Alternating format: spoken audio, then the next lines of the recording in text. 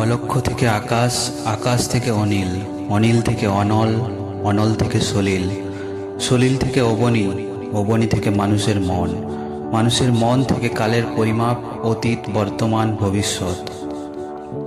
অলক্ষ্য কি শূন্য? অলক্ষ্য শূন্য, লক্ষ্যও শূন্য। শূন্য থেকে শূন্য উদ্ভূত হয়, শূন্য থেকে শূন্য নিলে শূন্য অবশিষ্ট থাকে। শূন্য শূন্যতাই পূর্ণ, অলক্ষ্য পূর্ণ। অলক্ষ্যের পেটিকায় সকলেই সযত্ন রক্ষিত আছে।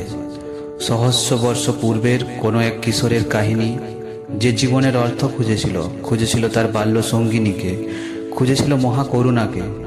হয়তো তার নাম দীপঙ্কর, হয়তো তার নাম দীপঙ্কর নয়, হয়তো তার এক নাম তুমি, অন্য নাম আমি, হয়তো সে আজও খুঁজছে।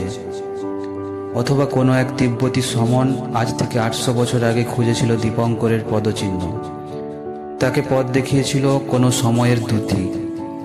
হয়তো সে প্রদীপ হাতে আজও পথ দেখায় আমাদের।